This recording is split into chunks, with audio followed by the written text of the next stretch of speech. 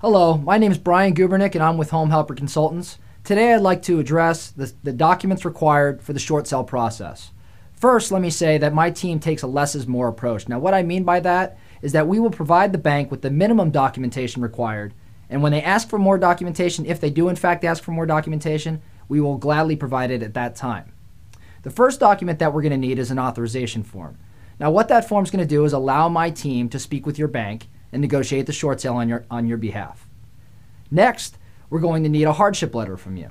Now in that hardship letter, you're going to address what's going on, what you've done to try to avoid the current situation, and lastly, why you need your bank's help today. The next document that we're going to need from you is a financial form.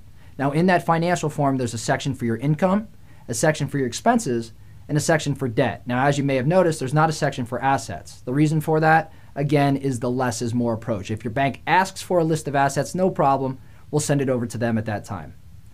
Next, we're going to need your past 2 pay stubs. Now in the event you don't have pay stubs, no problem, we just need a statement from you explaining why that is. Maybe if you're self-employed, we'll need a profit and loss statement. Next, we're going to need your past 2 bank statements. All I want to see is your past 2 checking account statements. If your bank requests your savings or requests your investment accounts, no problem, we'll get it to them at that time, but for the most part, the checking account statements suffice.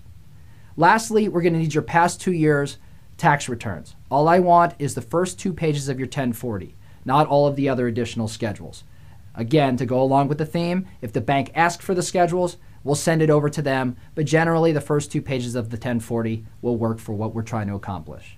My name's Brian Gubernick with Homehelper Consultants, and this is the documents required for the short sale process.